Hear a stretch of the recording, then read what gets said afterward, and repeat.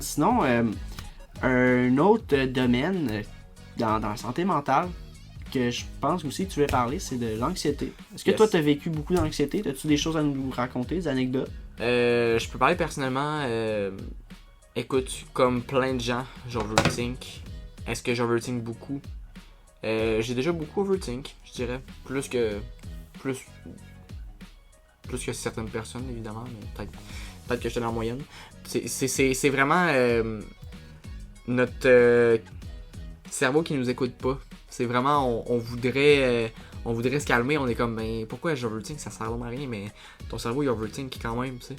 Puis ça vient d'un réflexe naturel probablement de prévoir les choses, d'envisager les différentes éventualités, sauf que ça cause trop de stress, puis c'est pas utile, ça nuit plus à la personne que ça l'aide. Donc écoute, l'overthink, j'ai déjà vécu un trouble de déréalisation. Tu sais quoi? Je sais les grandes lignes, mais je voudrais que plus que tu l'expliques. Mhm. Puis aussi pour les auditeurs aussi. Si, C'est quelque chose qui est important pour moi. Puis écoute, si je veux que les gens comprennent c'est quoi. Parce que c'est très peu parlé. Puis c'est quelque chose qui peut être très stressant, très difficile à vivre sur le moment. Ça peut être causé à cause de drogue ou d'épisodes de stress majeur ou même de nowhere. Ça peut arriver. Moi, dans ma situation, ça arrive un peu de nowhere, je te dirais. Là. Peut-être que j'ai stressé un peu avant ou peut-être que j'ai... Ouais, des fois aussi, c'est quand t'as de la solitude, de la tristesse aussi. Ouais, en tout cas, c'est arrivé un peu de nulle part. Mais écoute, c'est très difficile à décrire, mais t'as l'impression... que tu contrôles. Ouais, Comme à la troisième personne. T'as l'impression d'être la troisième personne, exactement. T'as l'impression de pas être toi. T'es comme... il y a comme un voile entre toi et la réalité. T'as plus l'impression de la réalité. T'as l'impression d'être en arrière de toi-même, comme d'être projeté par en arrière. T'as l'impression que le temps il agit pas de la même façon non plus. T'as l'impression que il passe beaucoup plus vite, comme si tu vois la vie défiler devant toi. T'es juste un observateur de ta propre vie. Puis c'est vraiment étrange comme sensation. Puis quelque chose qu'il faut savoir, je vais le dire comment j'ai vécu. Écoute, c'est arrivé, nowhere, j'étais à mon travail, je suis comme, wow, la réalité est donc bien bizarre présentement. Je me sens donc bien bizarre, là, genre, ma conscience est pas la même. Puis on s'entend que tout ce que tu as dans la vie, c'est ta conscience, c'est tes sens, c'est tes pensées, c'est toi, c'est ton cerveau, c'est ta conscience, on s'entend? Oui. Donc quand ça c'est pas pareil, quand la seule chose sur laquelle tu penses que tu peux te fier, elle change, ça fait très peur. Tu comprends ce que je veux dire? Oui, je comprends totalement. Donc, écoute, j'ai passé à travers, puis ça n'a rien changé à ma productivité, j'étais la même personne, je parlais de la même façon, c'est pas comme si j'étais affecté par une drogue ou quoi que ce soit, j'étais vraiment la même personne, mais c'était comment je voyais la vie qui était pas la même chose. On dirait que je pouvais pas autant profiter des événements positifs. On dirait que je ressentais plus autant d'émotions. Fait que, j'allais voir sur internet, pis là, tu sais comment c'est internet, on voit plein de témoignages de gens qui sont comme, ça fait des années que je suis là-dedans, ma vie a défilé devant mes yeux, puis genre, je souffre à chaque jour, pis là tu paniques en voyant ça, t'es comme, je vais-tu être de même toute ma vie?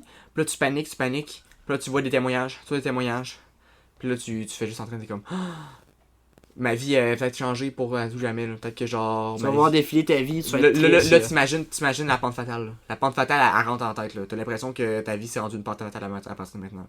Tu te mets à comme désespérer un peu en quelque sorte. Mais je suis pas tombé dans le piège. Ou peut-être qu'un peu au début. Mais j'ai fait du travail sur moi. Je me suis dit, écoute, je suis quand même capable de. Je suis encore capable de rire. Je suis encore capable d'avoir du plaisir, même si je vois plus la vie de la même façon. Puis c'est un peu comparable à, mettons, quand tu prends une substance comme de l'alcool, de se sentir un peu déconnecté. Puis c'est de se dire aussi, j'ai été capable d'avoir du fun dans des expériences où mon conscient était un peu détaché de moi-même. Je suis capable d'avoir du profit de la vie quand même, même si je reste dans ce trouble de déréalisation-là toute ma vie. Même si ça aurait à persister toute ma vie, je serais quand même capable d'être heureux.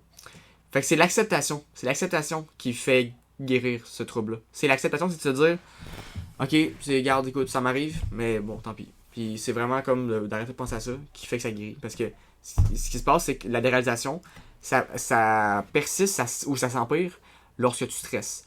Plus que tu stresses, plus que ça persiste, puis plus que ça persiste, plus que tu stresses. Fait que c'est un cercle vicieux. Fait que c'est juste de couper le cercle vicieux, de dire, il arrivera ce qui arrivera, j'accepte ce qui se passe.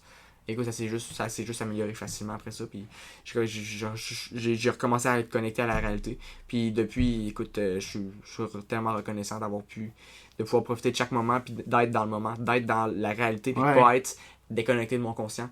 Puis c'est dur à expliquer. Parce que même moi, j'ai même plus le souvenir, le souvenir clair de ce que c'était. Parce que ça se passait dans ma conscience. C'est pas un souvenir que j'ai vu, c'est pas mes sens qui ont ressenti ça, c'est comment ça se passait dans ma tête. T'as pas de souvenir de comment tu pensais, comment ton conscient y était. Mais je me souviens de m'être dit, c'est bien bizarre comme sensation. Ça, je me rappelle. Puis, c'est quelque chose qu'on a analysé aussi. On a étudié des gens qui souffraient de ce trouble-là. On a vu une déconnexion entre différents lobes. Un lobe qui était plus consacré sur la logique, puis le lobe plus sur les sentiments. On a vu qu'il y avait comme... il y en a un qui était plus activé, l'autre était moins activé, quelque chose du genre. Il y avait un déséquilibre. Puis dans le fond, c'est ça qui se passe. La logique est comme plus activée, les sentiments sont moins activés, donc tu ressens moins les choses, puis t'es plus en mode robot. Ouais. Puis ça, ce mécanisme de défense, en tout cas, on comprend pas tout à 100%, ça serait un mécanisme de défense du cerveau contre les épisodes de stress majeurs. Des fois, il y a des gens qui vivent juste trop de stress, leur cerveau peut pas le supporter, donc ils font juste comme un shutdown, puis comme plus de stress, on se déconnecte de la réalité. Puis ça serait ça les réalités, les réponses derrière tout ça. Ouais, c'est vraiment intéressant comme témoignage. Puis moi, j'ai déjà eu... Je peux pas vraiment l'expliquer parce que c'est pas vraiment des épisodes de ça, mais j'ai hâte de faire des rêves lucides. Puis des fois, je suis aussi en troisième personne. Mais encore là, c'est seulement dans mes rêves. Mais j'aurais de la misère à juste imaginer mon quotidien être comme ça, tu sais. Toujours, tu sais. Quand je me vois en troisième personne, je sais que c'est un rêve. Je m'en rends compte que c'est un rêve. Ok, je suis dans un rêve, je suis en troisième personne. Mais toi, c'était ton quotidien. Est-ce que ça a duré assez longtemps ou Ça a duré une semaine. Puis toute la semaine, t'étais comme ça? Ouais. Ça vient un peu en up and down. Des fois, j'étais comme, ok, quand je pensais à ma condition, j'avais vraiment l'impression de déconnecter de la réalité. Des fois, comme je me concentrais sur quelque chose de très simple, je regardais une série, The Office. Elle me faisait rire, j'étais encore capable de rire, même si le rire, il était plus pareil, comme, mais j'étais capable de rire quand même. Puis ça me faisait rire, puis je me concentrais sur quelque chose de très simple, juste regarder des sketchs. J'avais pas à réfléchir, fait que j'oubliais que j'avais l'impression j'avais l'impression que ça arrivait. Ma condition, elle n'existait plus. Okay. Mais quand j'étais plus en train de faire ça, même quand je me couchais, quand je dormais, c'était encore bizarre. Fait que ça a duré une semaine. Puis écoute, tu l'as dit, là, rêve, écoute, ça vient de me faire popper en tête, puis c'est un peu ça que je me sentais dans un rêve.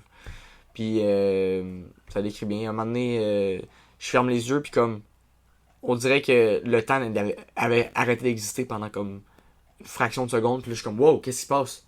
Le temps a comme arrêté d'exister, là, c'est vraiment bizarre, là. On dirait que comme il y a un infini puis il y a un mini moment qui s'est passé en même temps, là. C'était quoi ça, là? C'est vraiment spécial. Ouais, ben aussi je voulais ramener un autre point que tu as cité au début, mais c'est de beaucoup trop penser. Je pense que la plupart des problèmes de santé mentaux, c'est vraiment trop penser, trop ressentir. Tu ressens trop et tu penses trop. Tu sais, moi je suis une personne personnellement que mon cerveau peut jamais être à off.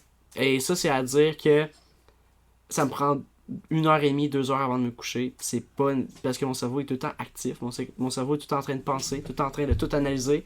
Comme, tu sais, il fait toujours plein de liens. Tu sais, une sorte de...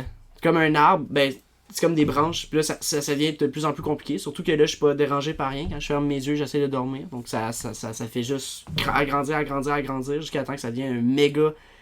un méga diagramme rempli de choses partout, un méga schéma, et à cause de ça, j'ai beaucoup de problèmes à dormir, et aussi, ça amène beaucoup de problèmes, des fois trop penser. Faut tout le temps que ton cerveau soit sollicité, puis ça amène... Puis encore là, ça peut emmener aussi la dépression, encore jusque-là, parce que aussi, une autre chose que je voulais parler, c'est la dépression. Je sais pas si toi t'as déjà eu un épisode dépressif. T'es une personne très positive dans la vie, donc je sais pas. Pendant la COVID, j'ai eu une pause difficile. Je pleurais chaque soir. Mais que j'étais en dépression, je sais pas là. Je pense que c'est difficile à dire. Mais oui, je mettais un peu un masque quand je voyais ma famille, tout ça. Je paraissais heureux. Puis je vivais des beaux moments quand même. Puis je me levais le matin quand même. J'avoue, j'avais vraiment pas envie de me lever. Puis j'avais zéro motivation. Est-ce que c'est une dépression? Je sais pas. Mais c'est une déprime, au minimum, ça c'est sûr. Mais moi, je pense qu'une dépression, c'est vraiment... Il y a juste toi qui peux le savoir. C'est vraiment une dépression. C'est ton interprétation. C'est un diagnostic de dépression, c'est pour ça. Ouais, ça, il y a des diagnostics, mais aussi encore là, des fois, à un certain point, tu sais, c'est pas nécessairement comme, j'utilise beaucoup l'exemple, je m'excuse, mais l'autisme, que tu sais, là, il y a tel signe. La dépression, c'est vraiment juste être vraiment triste, tu sais, manquer de, tu sais, être comme, je sais pas, le goût de me lever à matin, là. Puis ça, on peut pas savoir si c'est juste une déprime ou c'est juste une dépression, c'est la personne qui le sait, là, à quelle intensité on est triste, tu sais. Mais moi, pour être quelqu'un qui est en dépression depuis probablement 3 ans, c'est dur. C'est dur de se lever à chaque matin, puis de pas vouloir se lever, pas avoir aucune motivation, savoir se dire à chaque fois d'être nihiliste, de se dire que tout ce que tu fais, ça sert à rien.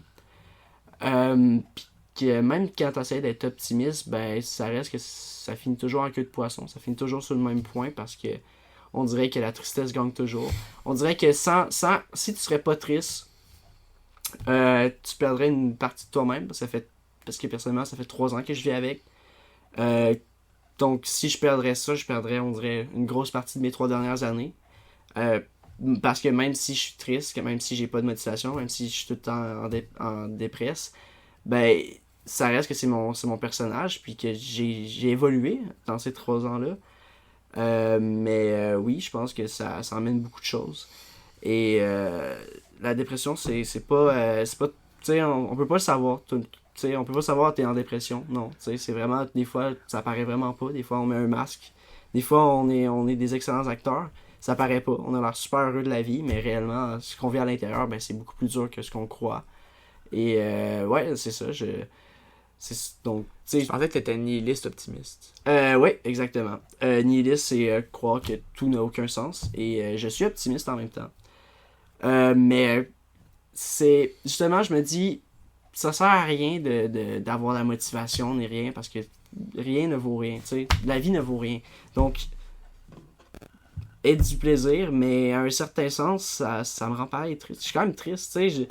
J'ai du plaisir sur le coup, mais quand je me couche le soir, je suis pas heureux. C'est ça la différence. C'est ça le spectrum. T'sais, oui, tu peux être heureux, en tout cas personnellement, dans mon expérience personnelle, tu peux être heureux dans la journée, mais t'as pas de motivation à faire comme je vais faire ci, je vais faire ça.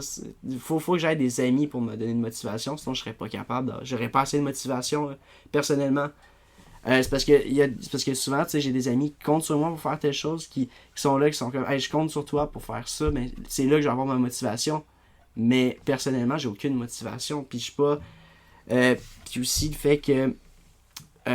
Oui, j'ai du plaisir dans la journée, mais après tout, j'y repense dans ma journée, puis je suis triste, je suis comme.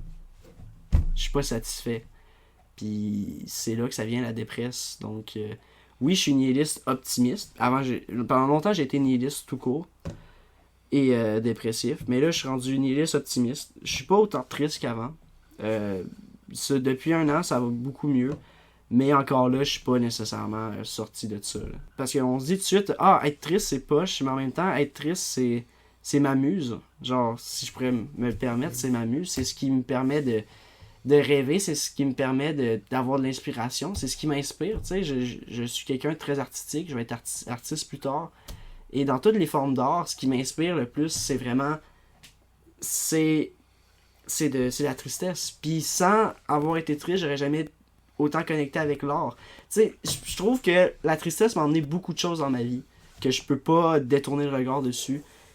Et ça m'amène à dire que oui, tu sais, c'est plate être dépressif, être en dépression, mais il y a toujours aussi un positif à prendre là-dedans, tu sais. Donc, ouais, encore là, je suis en train un peu de...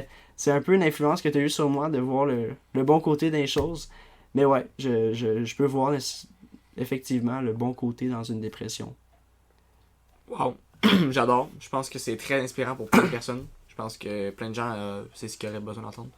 Puis je dirais que Je suis une nihiliste optimiste aussi.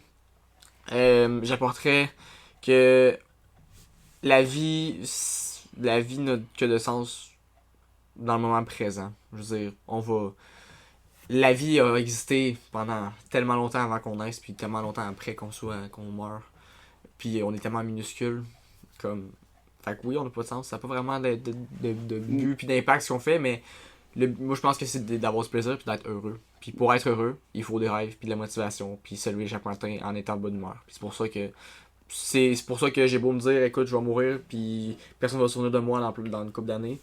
Pas grave, je suis heureux présentement. J'ai pas besoin que les gens se souviennent de moi, tu sais. Mais en même temps aussi, je veux rajouter que c'est extrêmement dur de mettre des mots sur comment qu'on pense et comment on se sent, tu sais. C'est extrêmement vague parce que c'est tellement précis qu'est-ce qu'on pense dans notre tête puis qu'est-ce qu'on ressent dans notre cœur. C'est tellement précis et tu sais, on met des mots, mais même si les mots sont de plus en plus précis avec le temps, ça reste que c'est très vague. Donc, personne peut trouver le remède à ta condition de santé mentale. T'es le seul, il faut philosophe, médite. Je voulais parler de la méditation aussi. Trouve les solutions. Si ça va pas, avance vers régler ça. La méditation, c'est quelque chose qui m'a beaucoup aidé. C'est quelque chose qui m'a fait sortir de solitude, puis d'anxiété, puis de choses comme ça. La méditation, c'est vraiment connecter avec le moment présent, philosopher un peu, laisser son esprit partir là où tu veux, explorer tes peurs, explorer tes rêves, faire tes prières, t'adresser à tes croyances, à ce que tu crois. C'est vraiment comme l'introspection, puis de la relaxation, puis... Mais je pense que la méditation, peu importe sous quelle forme vous en faites, c'est une très bonne chose, puis c'est très plaisant. Lorsque tu prends l'habitude de faire la méditation, t'as hâte à ta méditation du soir. Pourtant, on peut se dire, me semble que ça a l'air plate la méditation. Ouais, mais méditation, c'est pas respirer pendant 5 secondes, expirer pendant 5 secondes. Méditation, c'est pas arrêter, c'est pas penser à absolument rien. Moi, si tu me disais, pense juste à rien, puis fais des respirations sur tel beat, c'est clair, j'aimerais pas ça méditer, là. J'aimerais vraiment pas ça, là. Mais la méditation, c'est de la liberté, là. C'est de se laisser, c'est d'apaiser ton âme, c'est de guérir ton esprit, selon moi. Ouais, c'est magnifique. J'en doute pas. Personnellement, je suis pas quelqu'un qui fait de la méditation, mais tu m'as quasiment donné le goût de commencer. Ouais, c'est magnifique la méditation. Juste des fois une introspection. Dépendant encore là des fois tu fais une introspection sur toi-même puis tu te dis des fois je suis un être trop complexe, compliqué, tu sais, incompris. Puis c'est là que tu repenses plus, mais c'est vrai que aussi ça peut aider à te libérer, tu sais, à te sentir libre, tout ça. Aussi, je sais que je passe un peu du coq à l'âne. Je sais pas si tu avais fait le tour un peu de la dépression, tout ça. Moi, j'avais fait mon témoignage personnel. Donc, aussi, il y a un autre sujet dans la santé mentale qui me fascine beaucoup en ce moment. C'est les génies. C'est eux autres avec des QI très hauts. Je pense que tu as abordé un peu en parlant des artistes qui se sentaient seuls. Non. C'est différent pour toi? Oui, c'est totalement différent. C'est totalement pas la même chose. Parce qu'on parle d'une catégorie de gens qui sont assez différents, qui surpassent, qui se démarquent. C'est tellement plus complexe que ça. Il y a beaucoup d'artistes qui se sont suicidés qui sont des génies. Oui. Donc... Mais il y a beaucoup de scientifiques qui sont des génies. Il y a beaucoup de gens... Il y a de toutes sortes de personnes qui sont des génies. Mais premièrement, ça a été prouvé scientifiquement que les personnes avec un plus haut QI ont les deux hémisphères plus reliés entre eux. Ils ont fait les tests sur des génies. Par exemple, Albert Einstein, pour le plus connu. Quand il est mort, ils ont décidé de regarder le cerveau. Puis ils ont fait, OK, les deux hémisphères sont beaucoup plus proches qu'un humain normal. Et ça cause... d'habitude un plus haut QI, c'est sûr que c'est pas prouvé à 100% là, à chaque fois, mais d'habitude c'est une corrélation assez directe. Aussi, avoir un très haut QI, être techniquement très intelligent. C'est la définition d'être intelligent, c'est avoir un haut QI dans notre société, même si il y a beaucoup plus d'autres choses qui entrent en compte, là. Ça je suis totalement d'accord, mais ce que je veux dire c'est que les gens avec un plus haut quotient, souvent, ils sont plus prônes à avoir des problèmes de santé mentale. J'ai lu un livre que c'était un psychologue de renom qui a analysé 50 plus grands génies sur la planète, puis qui a fait son diagnostic. Puis c'est rare qu'il disait que ah, ce génie-là avait aucun problème de santé mentale. Non, souvent, c'est tout n'importe quoi. Là. Ça peut être bipolaire, être autiste, qui n'est l'autisme en passant qui n'est pas un trouble nécessairement, c'est plus un spectrum et aussi que c'est une façon de penser différemment, mais je l'inclus dedans parce que c'est vraiment être différent. Des personnes qui étaient incomprises. Tu sais, souvent quand on dit le terme génie incompris, ben, c'est parce que les génies souvent sont pas compris. Tu sais, ils pensent différemment parce que justement quand tu révolutionnes de quoi, ben, c'est parce que tu penses différemment de la masse. Tu sais. Mais aussi l'autisme, quand tu es autiste, le quotient intellectuel ne marche pas. Dans le fond, c'est que tu es mis, mettons, tu serais supposé avoir un quotient de 170, mais ça marche pas avec toutes les sortes de cerveaux aussi. Tu dois sûrement être d'accord avec moi pour dire que l'intelligence, c'est un cadeau à double tranchant. Ouais. Plus que tu es intelligent, plus que tu vas te poser de questions existentielles qui vont te faire souffrir. Mais plus tu es intelligent aussi, plus que tu as de ressources pour régler ces questions existentielles-là. Plus que tu es intelligent, plus que tu es capable de réfléchir, tu es capable de trouver des solutions à tes problèmes, puis tes propres problèmes de questions existentielles. C'est dans le sens, ce que je veux dire, c'est aussi, ça va être beaucoup plus difficile quand tu es plus intelligent de trouver les solutions à tes questions existentielles puis à tes problèmes de santé mentale. Mais ça va être possible parce que être intelligent, c'est de trouver des solutions plus facilement aux problèmes. Est-ce que tu vois ce que je veux dire? Je vois où est-ce que tu veux aller. Puis aussi, justement, à la double tranchant, parce qu'on le voit que les enfants qui n'ont pas encore beaucoup d'intelligence, ils sont plus heureux, ils sont contents de la vie, ils ont un cœur d'enfant. L'intelligence vient souvent avec une désillusion. Vient souvent avec une... Ouais, mais ça vaut pas grand-chose. On se pose trop de questions, on réfléchit trop, on crée trop de liens. Des fois, trop créer de liens. Parce qu'intelligence, ça veut dire créer des liens, l'étymologie. Mais je vois où est-ce que tu veux en venir, mais je suis totalement pas d'accord. Ok. Zéro. Ouais, totalement pas d'accord parce que le point que tu as abordé, c'est... oui, peut-être tu penses que tu as plus de ressources, mais Aristote a dit « Tout ce que je sais, c'est que je ne sais rien ». Et ça, je pense que ça dévoile plus. Plus que tu en apprends sur le monde, plus que tu te rends compte que tout ce que tu penses... tu penses que tu sais beaucoup de choses, là, mais tu sais rien du tout. C'est là que tu penses beaucoup trop. Puis les ressources que tu te dis, je sais, tu sais, j'ai plein de ressources. Non, mais ce que je parle de ressources, c'est de capacité à réfléchir puis à créer des liens. C'est la capacité, c'est l'intelligence. C'est la ressource d'intelligence, c'est ça que je veux dire. Oui, mais... Pas les connaissances. Oui, mais justement, plus que tu te rends compte que tu es capable de t'aider, plus que tu te rends compte que c'est inutile. Tu sais, okay. C'est la façon de penser, en tout cas à Aristote. Puis, par exemple, il y a aussi l'écrivain américain Ernest Hemingway qui a dit une fameuse phrase qui a dit j'ai vu beaucoup de choses, mais j'ai jamais vu des personnes intelligentes heureuses. Et je suis pas intelligent. ouais, non, mais tu sais, c'est juste du fait que encore là, comme je te dis, c'est à double tranchant. Puis les personnes sont... Quand tu penses trop, justement, ça revient à penser trop. Tu fais trop de liens. Tu sais, à ce qui paraît, plus que tu es intelligent, plus que ton...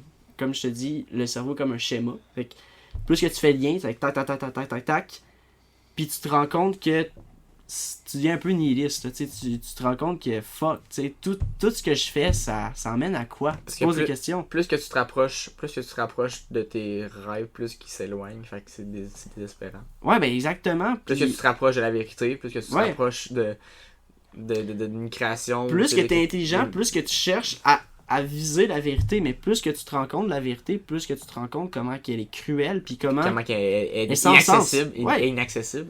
Ouais, puis c'est justement là. C'est pareil en science, plus qu'on observe, plus qu'on rentre dans le miniature, on pensait que les protons c'est plus petit, puis on découvre il y a des quarks. Puis là, on va découvrir que dans les quarks il y a ça, puis il y a ça. Puis comme plus qu'on rentre dans plus que c'est dur à expliquer, plus que la vérité s'éloigne. C'est tellement fou. Mais oui, ben c'est pareil pour comme la gravité quantique là, par exemple. On est comme OK, on fait des découvertes, mais pour que tout ça marche, il faut supposer des dimensions, il faut supposer plein d'affaires, puis comme on pensait se rapprocher de la vérité, mais plus qu'on s'en rapproche, plus qu'elle s'éloigne.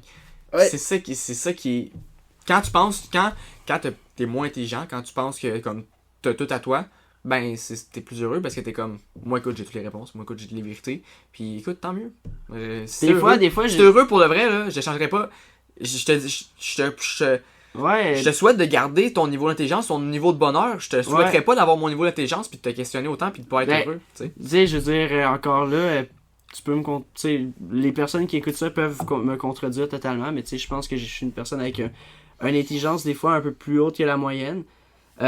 C'est mon opinion. Vous avez le droit d'être contre ça, mais... Moi, je pense aussi que t'es plus intelligent que la moyenne. Non, mais tu sais, je veux dire, c'est chacun leur avis, puis c'est correct de pas être en accord, mais des fois, j'envie les personnes que je considère un peu moins intelligentes, tu sais, sans être méchant, tu sais, du tout, je les envie.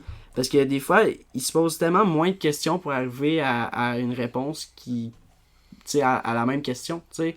Les deux, on se pose la même question, ils vont faire beaucoup moins d'étapes pour arriver à la réponse, puis ils vont beaucoup moins se compliquer la tête.